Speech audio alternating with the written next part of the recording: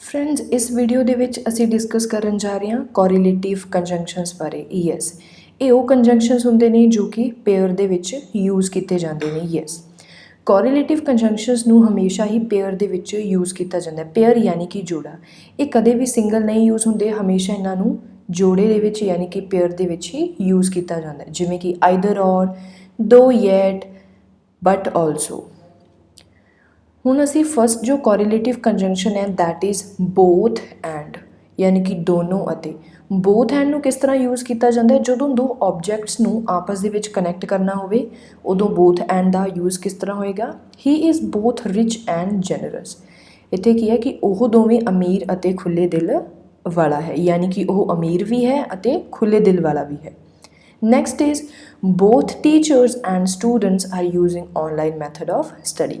ਦੋਵੇਂ ਅਧਿਆਪਕ ਅਤੇ ਬੱਚੇ ਆਨਲਾਈਨ ਅਧਿਐਨ ਦਾ ਜੋ ਮੈਥਡ ਹੈ ਉਹ ਯੂਜ਼ ਕਰ ਰਹੇ ਨੇ ਸੋ ਇੱਥੇ ਵੀ ਅਗੇਨ ਜੋ ਦੋ ਸਬਜੈਕਟਸ ਨੂੰ ਆਪਸ ਦੇ ਵਿੱਚ ਜੋੜਿਆ ਗਿਆ next is both she and her sister have cars ਯਾਨੀ ਕਿ ਉਹਦੇ ਕੋਲ ਅਤੇ ਉਸਦੀ ਭੈਣ ਦੋਵਾਂ ਕੋਲ ਹੀ ਕਾਰਾਂ ਹਨ ਸੋ ਬੇਸਿਕਲੀ ਇਹਨਾਂ ਸੈਂਟੈਂਸਿਸ ਦਾ ਜੋ ਮਤਲਬ ਨਿਕਲਦਾ ਹੈ ਉਹ ਇਹ ਹੈ ਕਿ ਬੋਥ ਐਂਡ ਦੀ ਵਰਤੋਂ ਕਦੋਂ ਕੀਤੀ ਜਾਂਦੀ ਹੈ ਦੋ ਆਬਜੈਕਟਸ ਜਾਂ ਫਿਰ ਦੋ ਸਬਜੈਕਟਸ ਨੂੰ ਆਪਸ ਦੇ ਵਿੱਚ ਜੋੜਨ ਲਈ ਜਦੋਂ ਅਸੀਂ ਇਹ ਕਹਿਣਾ ਹੋਵੇ ਕਿ ਉਹ ਦੋਵੇਂ ਯਾਨੀ ਕਿ he is both rich and generous ਯਾਨੀ ਕਿ ਉਹ ਅਮੀਰ ਵੀ ਹੈ ਅਤੇ ਖੁੱਲ੍ਹੇ ਦਿਲ ਵਾਲਾ ਵੀ ਹੈ ਸੋ ਬੋਥ ਹੈਂਡ ਨੂੰ ਦੋ ਆਬਜੈਕਟਸ ਔਰ ਦੋ ਸਬਜੈਕਟਸ ਨੂੰ ਕਨੈਕਟ ਕਰਨ ਦੇ ਲਈ ਵਰਤਿਆ ਜਾਂਦਾ ਹੈ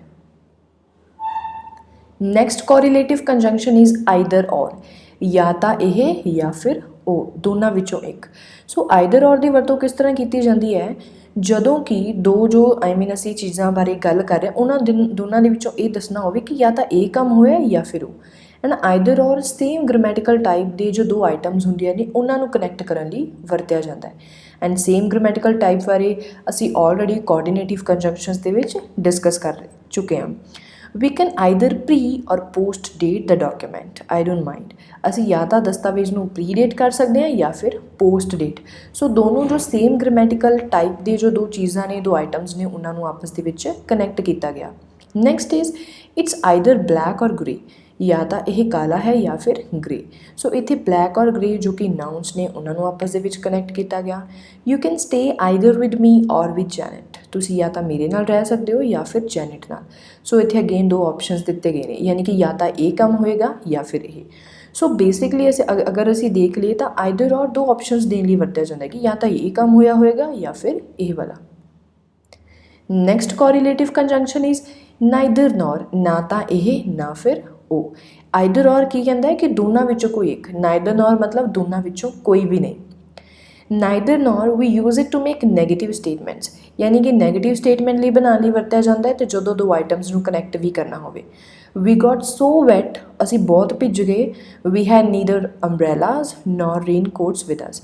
ਸਾਡੇ ਕੋਲ ਨਾ ਤਾਂ ਛਤਰੀ ਸੀ ਨਾ ਹੀ ਰੇਨ ਕੋਟਸ ਦੋਨਾਂ ਦੇ ਵਿੱਚੋਂ ਕੋਈ ਚੀਜ਼ ਵੀ ਨਹੀਂ ਸੀ next is neither our families nor our friends know that we are getting married ਨਾ ਹੀ ਸਾਡੇ ਪਰਿਵਾਰ ਨੂੰ ਨਾ ਹੀ ਜੋ ਫਰੈਂਡਸ ਨੇ ਉਹਨਾਂ ਨੂੰ ਪਤਾ ਹੈ that we are getting married so ਇੱਥੇ ਨਾਈਦਰ ਨੌਰ ਦਾ ਮਤਲਬ ਕੀ ਹੈ ਕਿ ਨਾ ਤਾਂ ਇਹ ਨਾ ਫਿਰ ਉਹ ਦੋਨੋਂ ਆਪਸ਼ਨਸ ਦੇ ਵਿੱਚੋਂ ਗਿਵਨ ਜੋ ਆਪਸ਼ਨਸ ਨੇ ਦੋਨਾਂ ਦੇ ਵਿੱਚੋਂ ਕੋਈ ਵੀ ਨਹੀਂ next is neither Jack nor his wife mentioned anything about moving house ਨਾ ਤਾਂ ਜੈਕ ਨਾ ਹੀ ਉਸਦੀ ਵਾਈਫ ਨੇ ਆਪਣੇ ਘਰ ਮੂਵ ਕਰਨ ਬਾਰੇ ਕੁਝ ਦੱਸਿਆ ਹੈ ਸੋ ਦੋਨਾਂ ਦੇ ਵਿੱਚੋਂ ਕੋਈ ਆਪਸ਼ਨ ਵੀ ਨਹੀਂ ਔਨ ਦਾ ਅਦਰ ਹੈਂਡ ਜੋ ਆਈਦਰ ਔਰ ਹੈ ਉਹ ਕੀ ਕਹਿੰਦਾ ਦੋਨਾਂ ਵਿੱਚੋਂ ਕੋਈ ਇੱਕ ਐਂਡ ਨਾਈਦਰ ਨੌਰ ਮਤਲਬ ਦੋਨਾਂ ਵਿੱਚੋਂ ਕੋਈ ਵੀ ਨਹੀਂ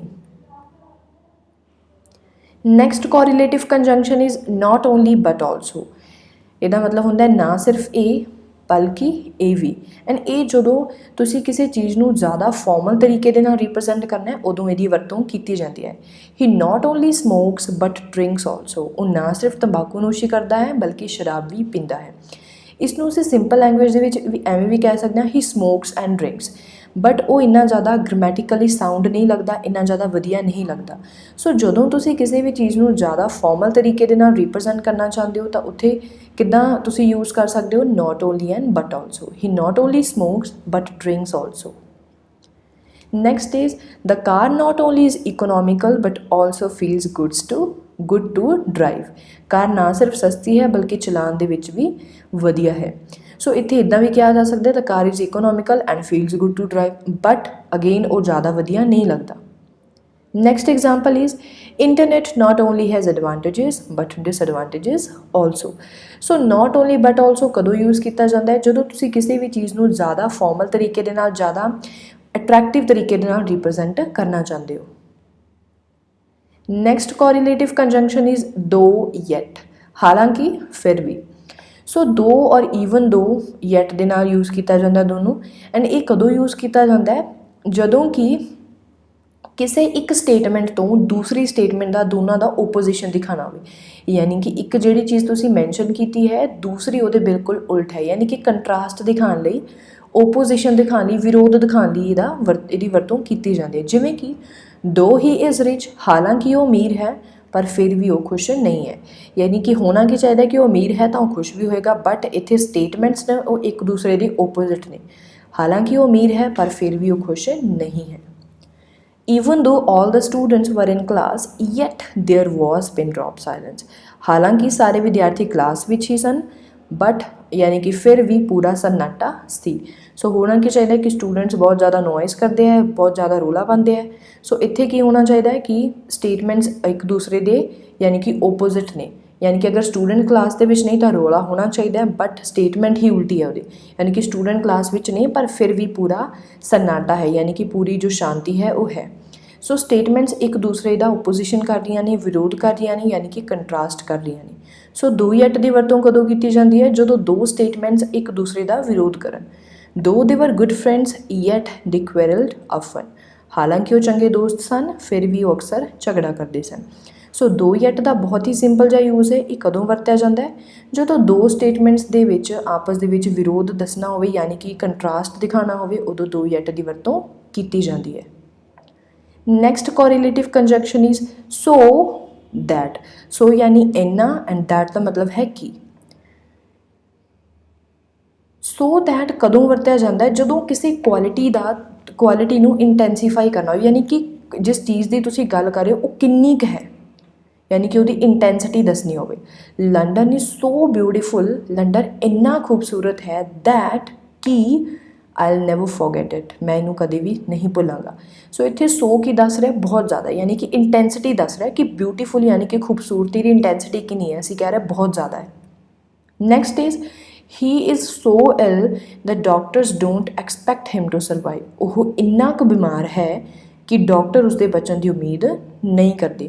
ਸੋ ਅਗੇਨ ਇੱਥੇ ਜੋ ਸਿਚੁਏਸ਼ਨ ਹੈ, ਜੋ ਕੁਆਲਿਟੀ ਹੈ, ਉਹਦੀ ਇੰਟੈਂਸਿਟੀ ਦੱਸ ਰਿਹਾ। My brother worked so hard that he topped in the class. ਮੇਰੇ ਭਰਾ ਨੇ ਇੰਨੀ ਮਿਹਨਤ ਕੀਤੀ ਕਿ ਉਹ ਕਲਾਸ ਦੇ ਵਿੱਚ ਟੋਪ ਕੀਤਾ ਉਹਨੇ। ਸੋ ਇੱਥੇ ਸੋ ਕੀ ਦੱਸ ਰਿਹਾ ਹੈ, ਕਿਸੇ ਵੀ ਕੁਆਲਿਟੀ ਦੀ ਜਾਂ ਜੋ ਕੰਮ ਹੋ ਰਿਹਾ ਉਹਦੀ ਇੰਟੈਂਸਿਟੀ ਦੱਸੀ ਜਾ ਰਹੀ ਹੈ ਕਿ ਕਿੰਨਾ ਕੁ ਜੋ ਕੰਮ ਹੈ ਉਹ ਹੋ ਰਿਹਾ ਹੈ। ਸੋ ਨੈਕਸਟ ਕੋਰਿਲੇਟਿਵ ਕੰਜੰਕਸ਼ਨ ਹੈਗਾ ਜੀ ਹਾਰਡਲੀ ਔਰ ਵੈਨ ਐਂਡ ਸਕੇਅਰਸਲੀ ਵੈਨ, ਯਾਨੀ ਮੁਸ਼ਕਿਲ ਨਾਲ। ਹਾਰਡਲੀ ਔਰ ਸਕੇਅਰਸਲੀ ਦਾ ਮਤਲਬ ਕੀ ਹੈ, ਮੁਸ਼ਕਿਲ ਨਾਲ, ਐਂਡ ਵੈਨ ਦਾ ਮਤਲਬ ਜਦੋਂ। ਸੋ ਇਹ ਅਜਿਹੇ ਦੋ ਸੈਂਟੈਂਸਿਸ ਨੂੰ ਆਪਸ ਦੇ ਵਿੱਚ ਜੋੜਨ ਲਈ ਵਰਤਿਆ ਜਾਂਦਾ ਹੈ ਜੋ ਕਿ ਪਾਸਟ ਦੇ ਵਿੱਚ ਇੱਕੋ ਜਿਹਾ ਇੱਕ ਨਾਲ ਕੋਈ ਐਕਸ਼ਨ ਹੋ ਰਿਹਾ ਹੋਵੇ। For example hardly head he gone out, ਮੁਸ਼ਕਿਲ ਨਾਲ ਉਹ ਬਾਹਰ ਹੀ ਗਿਆ ਸੀ, ਵੈਨ ਇਟ ਸਟਾਰਟਿਡ ਰੇਨਿੰਗ, ਕਿ ਜਦੋਂ ਬਾਰਿਸ਼ ਹੋਣ ਲੱਗ ਗਈ। ਸੋ ਇਹ ਦੋ ਜੋ ਸਾਈਮਲਟੇਨੀਅਸ ਯਾਨੀ ਕਿ ਇੱਕੋ ਟਾਈਮ 'ਤੇ ਜੋ ਦੋ ਐਕਸ਼ਨ ਹੋ ਰਹੀ ਸੀ ਪਾਸਟ ਦੇ ਵਿੱਚ, ਉਹਨਾਂ ਨੂੰ ਕਨੈਕਟ ਕਰਨ ਲਈ ਵਰਤਿਆ ਜਾਂਦਾ ਹੈ। Next is as soon as he went out it started raining, ਜਿਵੇਂ ਹੀ ਉਹ ਬਾਹਰ ਗਿਆ ਬਾਰਿਸ਼ ਹੋਣ ਲੱਗ ਗਈ। ਸੋ ਹਾਰਡਲੀ ਔਰ ਵੈਨ ਦੀ ਜਗ੍ਹਾ 'ਤੇ ਐਜ਼ ਸੂਨ ਐਜ਼ ਦੀ ਵਰਤੋਂ ਵੀ ਕੀਤੀ ਜਾ ਸਕਦੀ ਹੈ। Next is hardly head I reached the station van the train came. ਮੈਂ ਮੁਸ਼ਕਿਲ ਨਾਲ ਸਟੇਸ਼ਨ 'ਤੇ ਪਹੁੰਚਿਆ ਹੀ ਸੀ ਕਿ ਰੇਲ ਗੱਡੀ ਆ ਗਈ। ਐਂਡ ਇਸ ਨੂੰ ਕਿਸ ਤਰੀਕੇ ਦੇ ਨਾਲ ਲਿਖਿਆ ਜਾ ਸਕਦਾ ਹੈ, no sooner I reached the station than the train came। ਅਜੇ ਮੈਂ ਸਟੇਸ਼ਨ 'ਤੇ ਪਹੁੰਚਿਆ ਹੀ ਸੀ ਕਿ ਰੇਲ ਗੱਡੀ ਆ ਗਈ। ਦੋਨਾਂ ਦਾ ਸੇਮ ਮੀਨਿੰਗ ਹੈ, ਤੁਸੀਂ ਇਹਨਾਂ ਦੋਨਾਂ ਦੇ ਵਿੱਚ ਕਨਫਿਊਜ਼ ਨਹੀਂ ਹੋਣਾ, ਦੋਨਾਂ ਦਾ ਬਿਲਕੁਲ ਹੀ ਸੇਮ ਮੀਨਿੰਗ ਹੈ। Next is scarcely had he entered the room when he saw a snake.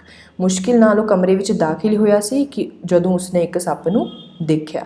So hardly van ਜਦੋਂ ਦੋ ਪਾਸਟ ਦੇ ਵਿੱਚ ਇੱਕੋ ਟਾਈਮ 'ਤੇ ਕੋਈ ਦੋ ਐਕਸ਼ਨ ਹੋ ਰਹੇ ਹੋਣ, ਉਹਨਾਂ ਨੂੰ ਆਪਸ ਦੇ ਵਿੱਚ ਕਨੈਕਟ ਕਰਨ ਲਈ ਹਾਰਡਲੀ ਔਰ ਸਕੇਅਰਸਲੀ ਵੈਨ ਦੀ ਵਰਤੋਂ ਕੀਤੀ ਜਾਂਦੀ ਹੈ। ਸੋ ਨੈਕਸਟ ਕੋਰਿਲੇਟਿਵ ਕੰਜੰਕਸ਼ਨ ਹੈ ਵੈਦਰ ਔਰ, and it is very simple, ਬਹੁਤ ਹੀ ਜ਼ਿਆਦਾ ਸਿੰਪਲ ਹੈ। ਫੋਰ ਐਗਜ਼ਾਮਪਲ ਜਦੋਂ ਇਹ ਕਹਿਣਾ ਹੈ ਕਿ ਚਾਹੇ ਇਹ ਕੰਮ ਹੋਵੇ ਜਾਂ ਉਹ ਹੋਵੇ ਮੈਨੂੰ ਕੋਈ ਪਰਵਾਹ ਨਹੀਂ, I don't care whether he attends the function or not, ਮੈਨੂੰ ਕੋਈ ਪਰਵਾਹ ਨਹੀਂ ਚਾਹੇ ਉਹ ਸਮਾਗਮ ਵਿੱਚ ਸ਼ਾਮਿਲ ਹੋਵੇ ਜਾਂ ਨਾ। ਸੋ ਵੈਦਰ ਔਰ ਡਬਲ ਕੰਜੰਕਸ਼ਨ ਦੇ ਤੌਰ 'ਤੇ ਵਰਤਿਆ ਜਾਂਦਾ ਹੈ। It's all same for me weather you take part in games ਔਰ ਨਾਟ, ਮੇਰੇ ਲਈ ਸਭ ਇੱਕ ਸਮਾਨ ਹੈ, ਇੱਕੋ ਜਿਹਾ ਹੈ, ਚਾਹੇ ਤੁਸੀਂ ਖੇਡਾਂ ਦੇ ਵਿੱਚ ਹਿੱਸਾ ਲਓ ਜਾਂ ਨਾ। ਸੋ ਵੈਦਰ ਦਾ ਮਤਲਬ ਹੈ ਚਾਹੇ, ਔਰ ਦਾ ਮਤਲਬ ਹੈ ਜਾਂ। ਐਂਡ ਇਹ ਕੋਰਿਲੇਟਿਵ ਕੰਜੰਕਸ਼ਨ ਹੈ ਸੱਚ ਦੈਟ, ਅਜਿਹਾ ਔਰ ਇੰਨਾ, ਐਂਡ ਦੈਟ ਦਾ ਮਤਲਬ ਹੈ ਕਿ। ਸੋ ਸੱਚ ਦੈਟ ਰੀਜ਼ਨ ਦੇਣ ਲਈ ਵਰਤਿਆ ਜਾਂਦਾ ਹੈ, ਯਾਨੀ ਕਿ ਕੋਈ ਜੋ ਕਾਰਨ ਹੈ ਉਹ ਦੱਸਣ ਲਈ ਵਰਤਿਆ ਜਾਂਦਾ ਹੈ। ਦ boy asked such a foolish question that everybody laughed at him, ਮੁੰਡੇ ਨੇ ਅਜਿਹਾ ਮੂਰਖ ਸਵਾਲ ਪੁੱਛਿਆ ਕਿ ਹਰ ਕੋਈ ਉਸ 'ਤੇ ਹੱਸ ਪਿਆ। ਸੋ ਇੱਥੇ ਹੱਸਣ ਦਾ ਰੀਜ਼ਨ ਦੱਸਿਆ ਜਾ ਰਿਹਾ ਕਿ ਸਾਰੇ ਕਿਉਂ ਹੱਸੇ, because he asked a very foolish question. It was such a hot day that nobody could do any work, ਇਹ ਇੰਨਾ ਗਰਮ ਦਿਨ ਸੀ ਕਿ ਕੋਈ ਵੀ ਕੰਮ ਨਹੀਂ ਕਰ ਸਕਿਆ। ਸੋ ਇੱਥੇ ਕੰਮ ਨਾ ਕਰਨ ਦਾ ਰੀਜ਼ਨ ਦੱਸਿਆ ਜਾ ਰਿਹਾ ਹੈ। ਸੋ ਸੱਚ ਦੈਟ ਦੀ ਵਰਤੋਂ ਰੀਜ਼ਨ ਦੇਣ ਲਈ ਕੀਤੀ ਜਾਂਦੀ ਹੈ। ਨੈਕਸਟ ਕੋਰਿਲੇਟਿਵ ਕੰਜੰਕਸ਼ਨ ਹੈ ਰਾਦਰ ਦੈਨ, ਦੀ ਬਜਾਏ, ਯਾਨੀ ਕਿ ਇਹ ਕੰਮ ਕਰਨ ਦੀ ਬਜਾਏ ਮੈਂ ਇਹ ਕਰਨਾ ਪਸੰਦ ਕਰਾਂਗਾ। ਸੋ ਰਾਦਰ ਦੈਨ ਕਦੋਂ ਵਰਤਿਆ ਜਾਂਦਾ ਹੈ? ਜਦੋਂ ਕਿਸੇ ਇਫੈਕਟ ਦੀ ਇੰਟੈਂਸਿਟੀ ਦੱਸਣੀ ਹੋਵੇ। ਅਗੇਨ ਜਿਵੇਂ ਅਸੀਂ ਪਹਿਲਾਂ ਕਿਹਾ ਸੋ ਔਰ ਦੈਟ, ਸੋ ਇਹਦਾ ਵੀ ਥੋੜ੍ਹਾ ਸਿਮਿਲਰ ਜਿਹਾ ਯੂਜ਼ ਹੈ। ਮੈਂ ਚੋਰੀ ਕਰਨ ਦੀ ਬਜਾਏ ਭੁੱਖਾ ਮਰ ਜਾਵਾਂਗਾ, ਯਾਨੀ ਕਿ ਜਦੋਂ ਕੰਸੈਂਟ ਦੱਸਣੀ ਹੋਵੇ ਕਿ ਮੈਂ ਇਹ ਕੰਮ ਕਰਨ ਦੀ ਬਜਾਏ ਇਹ ਕੰਮ ਕਰਨਾ ਜ਼ਿਆਦਾ ਪਸੰਦ ਕਰਾਂਗਾ। ਆਈ ਸ਼ੈਲ ਰਾਦਰ ਸਟਾਰਵ ਦੈਨ ਸਟੀਲ, ਹੀ ਵੁੱਡ ਰਾਦਰ ਡਾਈ ਦੈਨ ਬੈਗ, ਉਹ ਭੀਖ ਮੰਗਣ ਦੀ ਬਜਾਏ ਮਰ ਜਾਏਗਾ। ਸੋ ਆਈ ਹੋਪ ਕਿ ਕੋਰਿਲੇਟਿਵ ਕੰਜੰਕਸ਼ਨਸ ਜਿੰਨੇ ਵੀ ਅਸੀਂ ਡਿਸਕਸ ਕੀਤੇ ਤੁਹਾਨੂੰ ਚੰਗੀ ਤਰ੍ਹਾਂ ਸਮਝ ਲੱਗ ਗਏ ਹੋਣਗੇ। Thank you, have a nice day.